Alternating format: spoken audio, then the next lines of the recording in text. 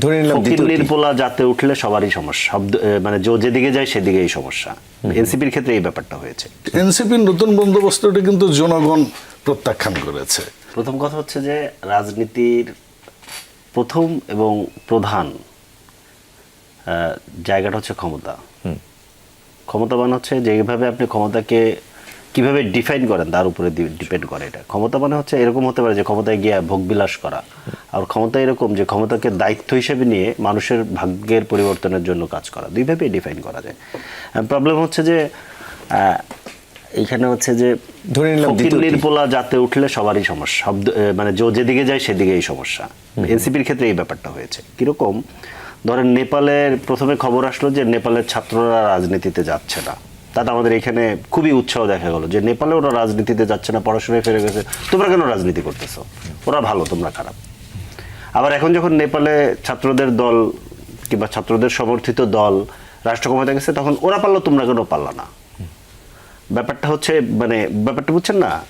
So এই যে ধরেন তথ্যগত মানে কি বলে যে ন্যারেটিভ নির্মাণ করার যে জায়গাটা, সবই মিডিয়ার মাধ্যমে আসতেছে। ন্যারেটিভ নির্মাণ করার যে জায়গাটা, এই জায়গাটা খুব গুরুত্বপূর্ণ, যে আসলে কিভাবে ন্যারেটিভটা নির্মাণ করা হয়। সমালোচকরা করেছেন, স্বীকার করছি, কিন্তু জনগণের যে রায়, তথ্যগত অনেকগুলো বড় অসঙ্গতি আছে। নেপালের ঘটনা আমাদের ঘটনা একরকম নয়, আপনাকে এটা বুঝতে হবে। এবং নেপালে গণ অভ্যুত্থানের দল জিতছে, এখানে গণ অভ্যুত্থানের দল জিতে না, এইভাবেও ঠিক বলা যাবে না। কেন? আমি আপনাকে দুইটা জিনিস বলি। সেটা হচ্ছে নেপালের ফাইটটা, নেপাল আমাদের থেকে এক স্টেপ আগে ছিল কিংবা আছে এখনো এক স্টেপ আগে। নেপালের ফাইটটা হচ্ছে দুর্নীতির বিরুদ্ধে। আমাদের কিন্তু জুলাইয়ের ফাইটটা দুর্নীতির বিরুদ্ধে প্রধানত ছিল না, আমাদের একটা অপশাসন দুঃশাসনের বিরুদ্ধে ছিল। নেপাল কিন্তু একটা লম্বা ফাইট দিয়ে রাজতন্ত্র থেকে বেরিয়ে একটা নতুন সংবিধান তৈরি করেছে। এরপরে সরকারগুলো দুর্নীতি করতেছিল, নেপালের জেএনজি বিক্ষুব্ধ হয়ে তাদের বিরুদ্ধে আন্দোলন করছে, এবং যাদেরকে হটাইছে ওরা কিন্তু নির্বাচনে ছিল। ওইখানে কিন্তু পার্থক্য আছে, খেয়াল করেন। বাংলাদেশের সমস্যা হচ্ছে বাংলাদেশে ওই অর্থে রাজতন্ত্র ছিল না কিংবা নেই, কিন্তু বাংলাদেশের যে স্ট্রাকচার, আমি একটু আগে যেটা বললাম 72 সালে যেটা শেখ মুজিব ছিনতাই করে বানাইছেন, ওটা একটা একদলীয় স্ট্রাকচার, উইনার টেক্স অল। আপনি খেয়াল করে দেখেন, মানে ডিসি কোহিনুরকেও বাবুল ভাইয়ের দলের লাগবে, ওইটাও তার দলীয় পেটোয়া বাহিনী হতে হবে। মানে এখানে এই ইয়েটা এসে পড়েছে। ধরেন গভর্নরও তার ব্যবসায়ী নেতা হতে হবে, নাহলে তার বিজেএমএ নেতাদেরকে ওনারা সুবিধা দিতে পারবেন না। দুদকও তার নিয়ন্ত্রণে থাকতে হবে, পুলিশ বাহিনী তার নিয়ন্ত্রণে। মানে খেয়াল করেন, নতুন একটা সরকার আসলো, এত রক্তপাত দিলাম, এত একটা ইন্টারিম সময় গেল, আমরা সবাই মিলে আলাপ আলোচনা করলাম, বিরাট ধরেন মনে করেন যে পিআর চলতেছে, তারেক রহমান খুবই দারুণ দারুণ কাজ করতেছেন, সিগন্যাল ছাড়া গাড়ি নিয়ে চলতেছেন, আজকে ফ্যামিলি কার্ড দিলেন, দারুণ দারুণ গিমিক। বাট পুরনো পথে নতুন সরকার।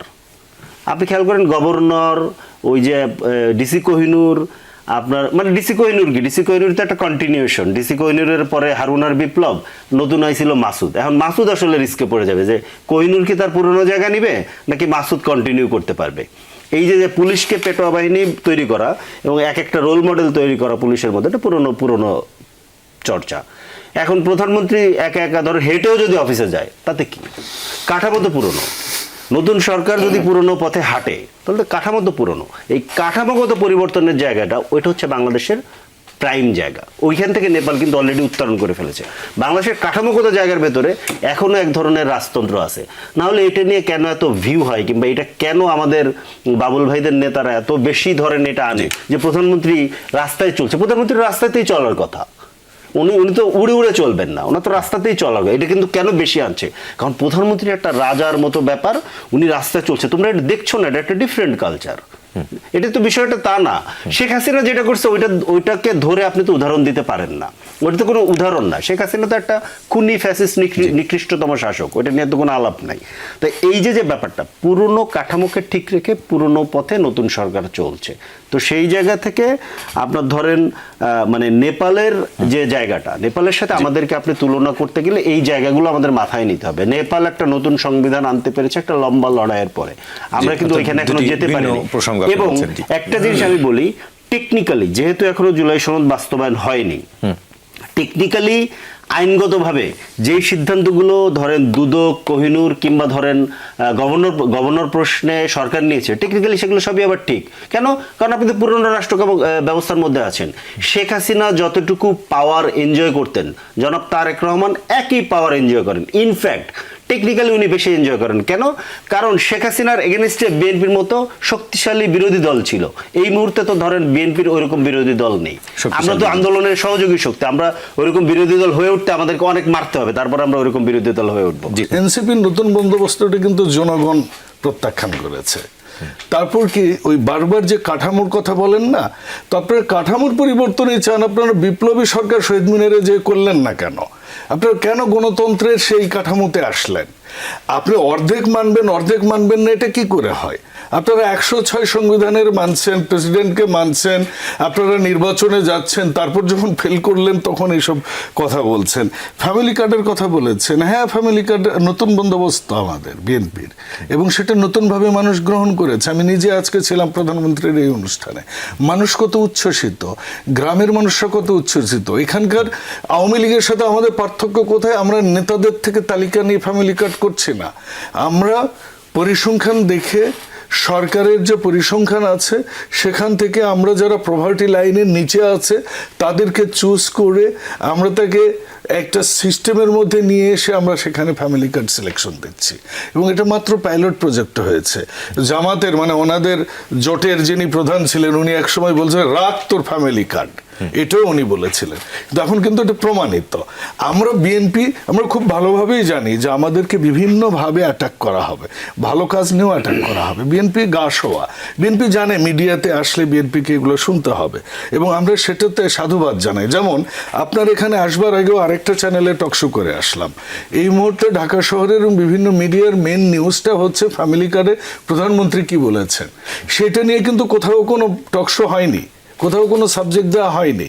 বরঞ্চ দেয়া হয়েছে ওই যে বললেন কোহিনুরের বিষয়, যেটা আইনগত বিষয়। আমি বললাম উনি কিভাবে ব্যাখ্যা করবেন যে আমার আপন ইমিডিয়েট বড় ভাই, তিনি কিন্তু শুধুমাত্র ওই সময়ে রমনা থানায় থাকার কারণে তাকে বাদ দেওয়া হয়েছে। 17 বছর উনি বাচ্চা কাচ্চা পরিবার নিয়ে উনি ঘুরেছেন রাস্তায় রাস্তায়। তো উনি কি ওনার চাকরিটা ফেরত পেতে পারেন না? এখন আপনি যদি নিশ্চয়ই পারেন। হ্যাঁ, আপনি আমাকে কিন্তু সময় দিবেন, আমি কিন্তু সময় নিব আপনার থেকে, কারণ আপনি সময় দিয়েছেন। আমি আপনার স্থানীয় নির্বাচনের কথায় আসি। যখন একটা সরকার তার ম্যানিফেস্টো দেয় এবং বলে আমি সরকারে আসলে এই করব, তখন জনগণ যাকে ম্যান্ডেট দেয়, তখন যে সরকার তার পরিকল্পনা অনুযায়ী কাজ করবে সেটা তো সরকার করতেই পারে। এই অধিকার তাকে কে দিয়েছে? তাকে জনগণ দিয়েছে। তো আপনি কি জনগণের বাইরে যে আপনি একটা সরকারকে কাজ করতে বলেন নাকি?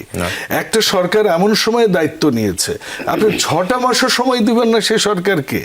কারণ গত 17 বছরের আমাদের যে সমাজের বৈশিষ্ট্যগুলো, আমাদের যে প্রতিষ্ঠানগুলোর যে বৈশিষ্ট্যগুলো, আমাদের মানুষের যে আচরণগত যে বৈশিষ্ট্যগুলো এসেছে, এটা একটা ব্যাপক বিষয়। কিন্তু এখন পর্যন্ত আপনি জানেন এই মুহূর্তের আইন কি?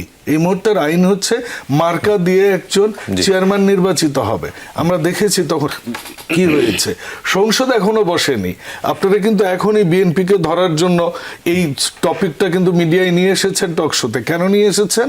কারণ আমরা সরকারে, আপনারা নিয়ে আসবেন স্বাভাবিক, কিন্তু এর পেছনে যৌক্তিকতা তো থাকতে হবে। সংসদ এখনো বসেনি। আপনার রোজা, আমরা নির্বাচিত হওয়ার পরে রমজান শুরু হয়েছে, এখন পর্যন্ত একটা দিনও সংসদ বসেনি। আইন কখন চেঞ্জ হবে, বিদ্যমান আইনে হবে কি হবে না, সে মার্কা থাকবে কি থাকবে না, জিনিসগুলো কিন্তু ডিসাইডেড হয়নি।